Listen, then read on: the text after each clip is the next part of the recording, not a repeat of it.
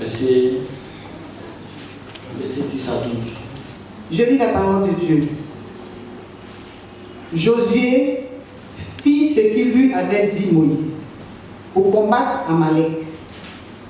Et Moïse, Aaron et Hur montèrent au sommet de la colline. Lorsque Moïse élevait sa main, Israël était le plus fort. Et lorsqu'il baissait sa main, Amalek était le plus fort. Les mains de Moïse étant fatiguées, ils prirent une pierre qu'ils placèrent sous lui et il s'assit dessus. Aaron et Hur soutenaient ses mains, l'un d'un côté, l'autre de l'autre. Et ses mains restèrent fermes jusqu'au coucher du soleil. Et Josué vainquit Amalek et son peuple au tranché de l'épée.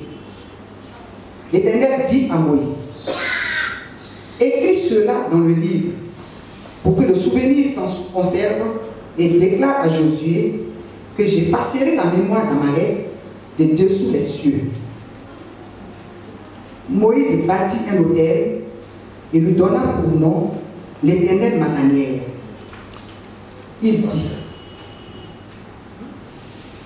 Il dit, parce que la main a été levée sur le trône de l'Éternel, il y aura guerre de l'Éternel contre Amalek de génération en génération. L'histoire est bonne et est belle. Et dans cette histoire, nous comprenons quelque chose d'important. Il y avait une guerre entre Israël et Amalek. D'accord? Et dans cette guerre-là, il y a eu un événement et une action.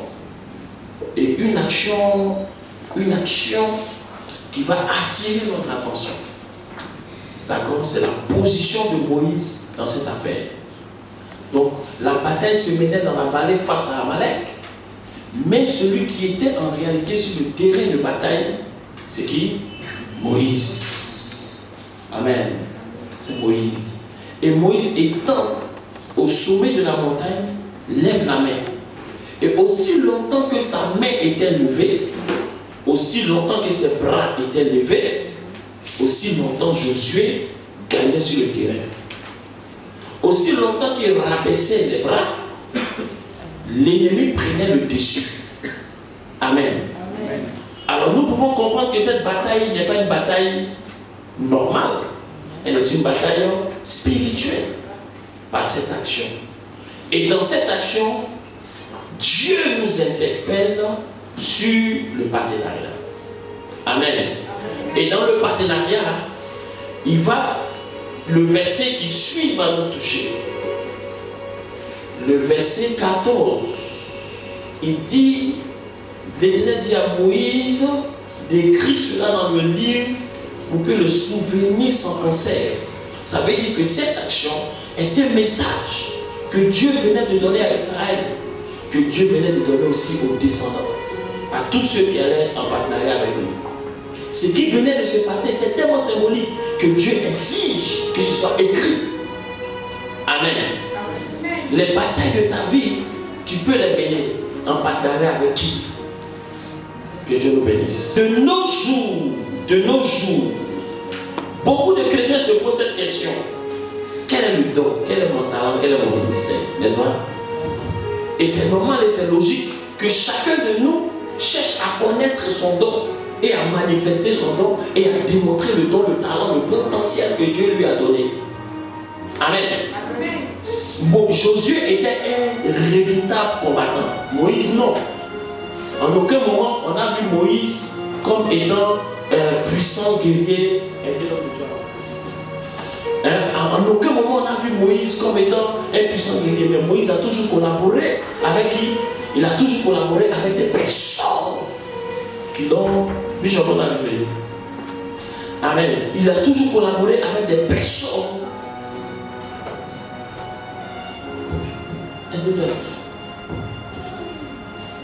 Amen. Il a toujours collaboré avec des personnes qui étaient outillées dans la bataille, outillées dans le combat. Amen. Donc Moïse avait son don. Jésus avait son don.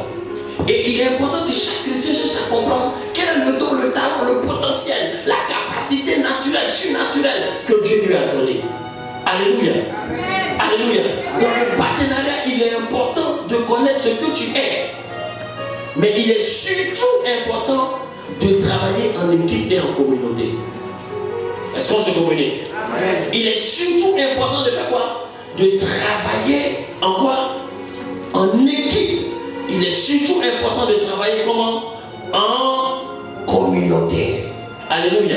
Amen. Amen. Amen. Ce qui manque à l'église, c'est cette pensée. Ce qui manque à la communauté chrétienne, c'est cette pensée. Comment nous pouvons associer nos dons, nos capacités, nos talents, nos potentiels ensemble pour le bien de la communauté? Je me fais comprendre ou je ne me fais pas comprendre? Nous devons comprendre que Dieu n'a pas besoin de nous pour manifester sa puissance. Amen. Amen. Dieu n'a pas besoin de nous. S'il veut, il fait. Parce qu'il est tout puissant. Vous êtes d'accord avec moi? Amen. Amen. Amen. Dieu n'est pas serré de toi ni de moi. Non. Dieu est tout puissant. Il est capable de glorifier son nom. Il est capable de manifester sa gloire. Il est capable de démontrer sa puissance. Il est capable d'ouvrir les cieux, d'ouvrir la terre, d'ouvrir la mer. Il est capable. Dites-moi, est-ce qu'il y a quelque chose qui soit impossible à Dieu? Dites-moi s'il vous plaît, répondez-moi. Est-ce qu'il y a quelque chose qui soit impossible à Dieu? Est-ce qu'il y a quelque chose que Dieu ne peut pas faire? Est-ce que Dieu ne peut pas descendre sur la terre, venir sur la terre, apparaître sur la terre et puis démontrer sa puissance comme il veut? Dieu peut faire ou ne peut pas faire? Dieu peut apparaître sans la contribution d'un homme et peut venir faire éclater sa gloire. Mais il décide délibérément lui-même de faire quoi? De rentrer en partenariat avec nous afin que nous travaillions sous sa puissance et sous sa direction. On se comprend ou on ne se comprend pas? On se comprend ou on ne se comprend pas? Alors dans ce passage, qu'est-ce que nous comprenons? Nous comprenons que Israël est dans une bataille. Nous comprenons que Israël est dans une guerre. Nous comprenons que Israël est face à un ennemi. Et face à cet ennemi-là, il y a une stratégie de guerre à adopter. Il y a un style de bataille que nous sommes appelés à mener dans chaque réalité des défis qui se présentent à nous. Dans cette bataille, Dieu leur dit, voilà comment les choses vont se faire. Donc on voit même que le maître d'ouvrage dans cette bataille, c'est qui? Dieu. Parce que Dieu révèle à Moïse comment est-ce qu'ils peuvent gagner la bataille. Et ensuite, Dieu lui donne une stratégie prophétique. Mets-toi au sommet de la montagne. Lève ta main. Tu vas gagner. C'est le moment de vous dire que chaque bataille n'a pas la même manière, ou chaque problème n'a pas la même manière de se résoudre. Il peut utiliser une action, comme le cas de Moïse et Josué face aux Amalécites. Amen. Il peut utiliser une action donnée. Il dit, lève ta main sur moi, je vais gérer la bataille pour toi. Quelque part, vous allez voir que Dieu dit, dans cette bataille-là, ne faites pas passer les Lévites devant. Ne faites pas passer la tribu de Benjamin devant. Il dit, faites passer Judas devant. Bon, vous faites face à un ennemi qui vient avec des armes équipées. De tout le monde, Dieu dit, vous passez devant et puis louez-moi. Célébrez-moi dans cette situation. Et Judas commence à célébrer Dieu. Tout le peuple commence à louer Dieu. Et puis l'ennemi se bat. Ils se battent entre eux. Ils sont confondus, ils s'entretuent et la victoire est donnée. Tous les défis de ta vie ne se règlent pas de la même manière. Dis à ton frère, dis-lui. Tous les défis de ta vie ne se règlent pas. Il faut dire ça bien avec conviction. Non, il faut parler avec assurance. Dis-lui, tous les défis de ta vie ne se règlent pas de la même manière. Parce que quand nous lisons la Bible du début à la fin, nous voyons que Dieu est un stratège par excellence qui sait s'adapter aux circonstances parce qu'il connaît l'esprit qui anime ça. Amen. Et il sait que les Amalécites ne sont pas venus faire une guerre ordinaire. Pourquoi? Ils seront combattus et leur génération, leur race sera quoi? Retranchée de la terre. C'est-à-dire de génération en génération. Jusqu'aujourd'hui, on ne parle même pas d'eux. on a perdu les traces même. Amen. Parce que une bataille, sinon un décret a été mené dans le surnaturel pour que cette race soit effacée. Pourquoi? Parce qu'ils se sont pris à Dieu et à son œuvre et à ses enfants. C'est pourquoi je veux déclarer sur toi ce matin que tous ceux qui se sont pris à toi rencontrent l'aura de Dieu qui les retranche de la terre. Si tu te lèves et tu dis Amen, cette parole est occupée dans ta vie. Alléluia. Assieds-toi.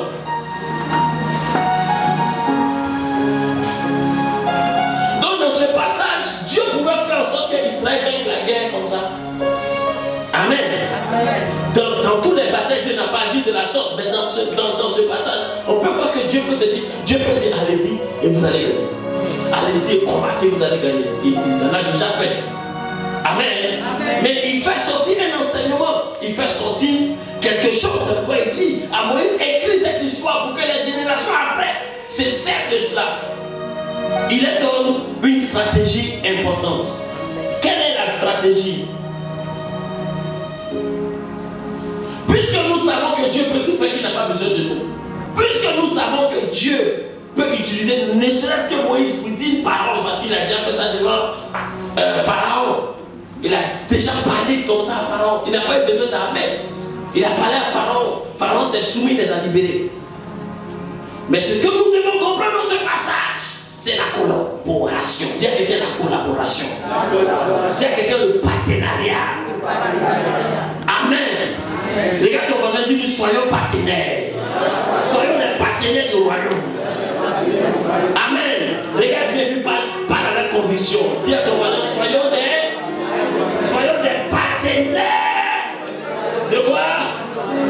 Du royaume. Alléluia. Soyons des partenaires du royaume. Donc, dans ce passage, nous remarquons que Dieu choisit délibérément de travailler en partenariat avec Israël. Amen. Donc, il choisit une collaboration, une coopération avec Moïse, le leader. Donc, Dieu décide de travailler avec Moïse. Et en décidant de travailler avec Moïse, il lui donne une inspiration. Dans ce passage, nous pouvons aussi comprendre la puissance de la prière. Qui te soutient dans la prière? Je veux que tu poses la question pour moi. Demande qui te soutient dans la prière. Qui prie pour toi? Amen. Josué était sur le terrain, mais Moïse était où ça? À la brèche. Merci pour le mot. Il était au sommet de la colline. Le sommet de la colline représente quoi?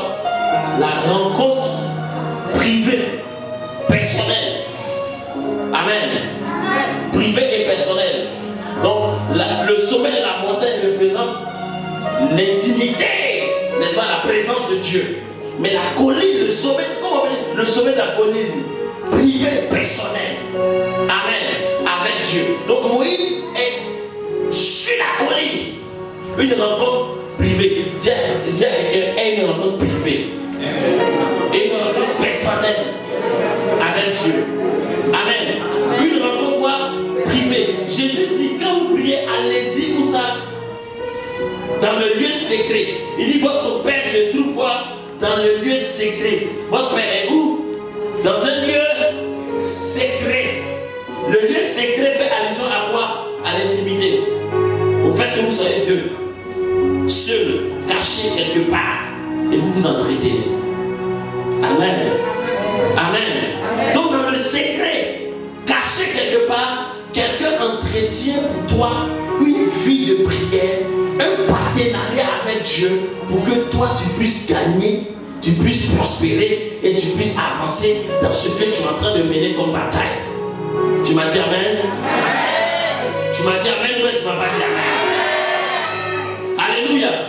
Donc dans le lieu secret, quelqu'un se tient là-bas et Moïse prospère dans cette vie parce que on dit son derrière est soudé.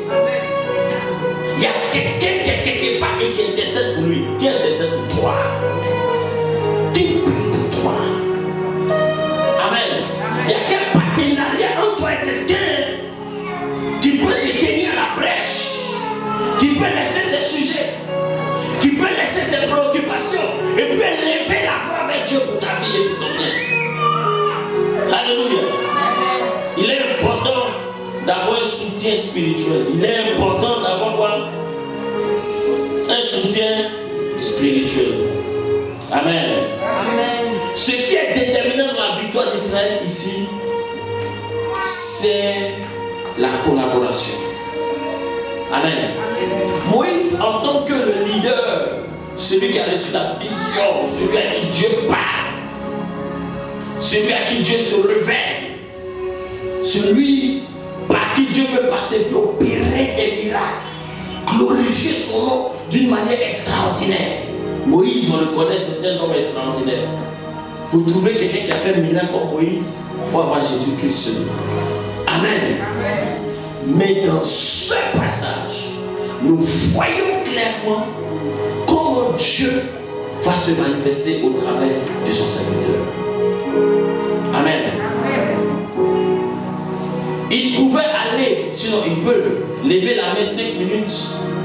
Est-ce que c'est un problème? Il peut lever la main 5 minutes. Mais c'est un autre cas, lever sa main toute la journée. On se comprend? Amen. Lever sa main toute la journée, c'est un autre problème. Sinon, je peux lever ma main moi seul parce que je suis le oint de Dieu. Je suis celui-là à qui Dieu parle. Est-ce que Dieu me parle? Non. Est-ce que Dieu me parle? Oui. C'est à qui Dieu parle? Oui. C'est moi le leader? Oui. Parce que c'est moi que Dieu a positionné? Oui. Dieu lui dit, voici comment est-ce que l'œuvre va prospérer, le travail va marcher, le ministère va aller de l'avant. Il faut lever ta main. Donc Moïse, en tant qu'homme humain, il peut lever sa main, il peut lever ses bras.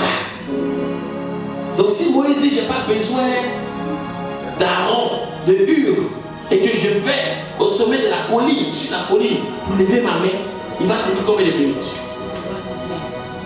Combien de minutes? Au bout d'un moment, il ne peut pas. C'est pourquoi on nous dit clairement qu'à un certain moment, Moïse était quoi? Fatigué.